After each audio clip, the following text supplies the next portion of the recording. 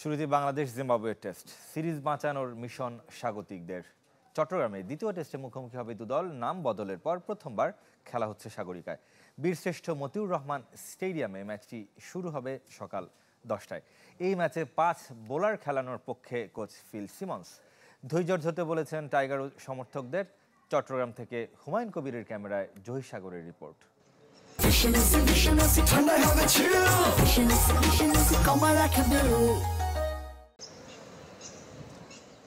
অনুশীলনে ক্রিকেটারদের খুনসুটি দেখে বোঝার উপায় নেই কতটা চাপে টিম বাংলাদেশ। 2 যুগ পর জিম্বাবুয়ের বিপক্ষে টেস্ট সিরিজে হোয়াইট ওয়াশের শঙ্কা, তাও ঘরের মাঠে। সিলেট টেস্টে পরাজয়ে খাদের কিনারায় টিম টাইগার্স। বোলিংয়ে পাশ করলেও রোডেশিয়ানদের সাথে ফেল স্বাগতিক ব্যাটিং। সব মিলে বাংলাদেশের ক্রিকেটে যে সময়টা ভালো যাচ্ছে না, অকপটে স্বীকার করেছেন ফিল সিমন্স।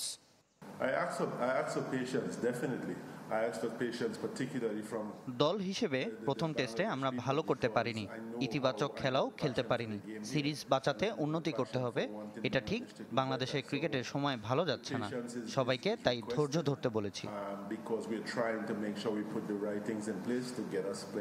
প্রথম টেস্টে বাজে ব্যাটিংয়ে সাদমান জয়দের সাথে সমর্থকদের কাঠগড়ায় অভিজ্ঞ মুশফিক। সাগরিকায় তাই সিমন সালাউদ্দিনের ক্লাসে বাড়তি মনোযোগী ব্যাটাররা। স্পটলাইটে আরও একজন, তিনি এনামুল হক বিজয়। ঘরোয়া ক্রিকেটে রানের বন্যা বইয়ে আরও একবার ফিরেছেন জাতীয় দলে। 3 বছর পর ফের সাদা পোশাকে দেখা যেতে পারে এই ওপেনারকে। আমার মতে ওয়ানডে ফরম্যাট খেলে টেস্ট দলে আসা এটা আদর্শ নয়, তবে এখানে আমার কিছু করার নেই। বাংলাদেশে ক্রিকেট কাঠামোই এমন, বছরের শেষ দিকে লঙ্গার ভার্সন লিগ হয়।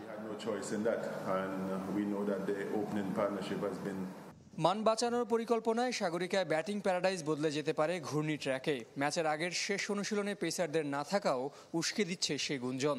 সাফল্যের ক্ষুধায় পুরনো ফর্মুলায় ফিরলে একাদশে বাড়তে পারে স্পিনার। অভিষেক হতে পারে তানভীর ইসলামের।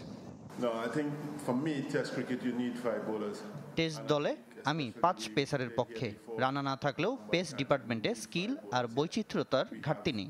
একাদশে 3 পেসার 2 স্পিনার, নাকি তার উল্টোটা হবে, সে পরিকল্পনা এখনো চূড়ান্ত নয়। বিপরীত মেরুতে প্রতিপক্ষ জিম্বাবুয়ে। মাসাকাজ্জা মুজারাবানিরা পাল্টে দিয়েছেন সব সমীকরণ। ইনফর্ম রায়ান বেনেট, শন উইলিয়ামসদের হাত ধরে টাইগারদের ধবল ধোলাইয়ের স্বপ্নে বিভোর সফরকারীরা। সিরিজ জয়ের প্রত্যাশা আছে, কিন্তু আমরা চাপ নিচ্ছি না। মনে হচ্ছে এখানে স্পিন উইকেটই হবে। যাই হোক, সব ধরনের চ্যালেঞ্জ নিতে আমরা প্রস্তুত।